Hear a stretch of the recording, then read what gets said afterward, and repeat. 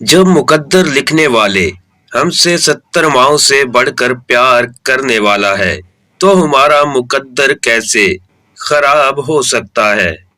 عورت کے لیے ایک معاشرتی ناانصافی یہ بھی ہے کہ وہ اپنے لیے کسی مرد کا رشتہ نہیں مانگ سکتی، حالانکہ اسلام اسے اجازت دیتا ہے اپنی پسند بتانے کا۔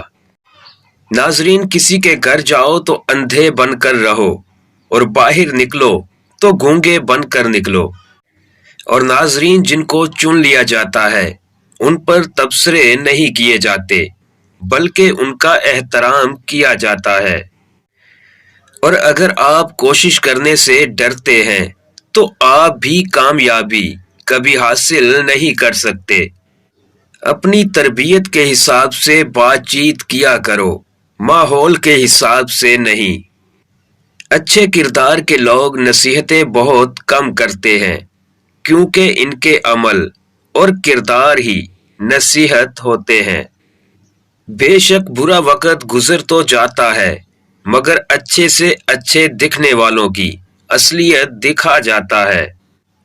آدمی کو اس کے ضرب سے زیادہ ملنے لگے تو وہ خود کو انسان نہیں بلکہ کچھ اور ہی سمجھنے لگتا ہے۔ آگے بڑھنے کے لیے پیچھے کے دروازے بند کرنے پڑتے ہیں۔ ناظرین، غصے میں بات چیت کرنے سے گریز کرو۔ آپ کی بات چیت درست ہو سکتی ہے مگر آپ کا انداز غلط ہو جاتا ہے اور آپ بہت کچھ کھو دیتے ہو۔ کسی کے برے وقت پر ہنسنے کی غلطی نہ کرنا کیونکہ یہ وہ وقت ہوتا ہے جو چہرے یاد رکھتا ہے۔ لوگ اپنی غلطیوں پر وکیل بنتے ہیں اور دوسروں کی غلطیوں پر سیدھے جج بن جاتے ہیں۔ اپنے رب کریم سے محبت کرو، یہ کبھی دامن کو داغ نہیں لگنے دیتی۔ عجیب کہانی ہوتی ہے زندگی کی، اجنبی لوگ حال پوچھتے ہیں اور اپنوں کو خبر تک نہیں ہوتی۔ یتیم اور مسکین، ان دو بندوں کا جھوٹا پانی پی لیجئے، رزق بے تحاشا بڑھنا شروع ہو جائے گا۔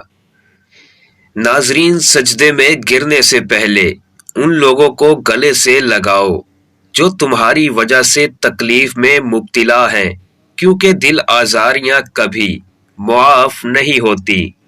جب انسان کی خواہشات کے پاؤں چادر سے باہر آ جائیں تو پھر سکون نصیب نہیں ہوتا۔ انسان کو انسان سے دور کرنے والی پہلی شے زبان اور دوسری شے پیسہ ہے۔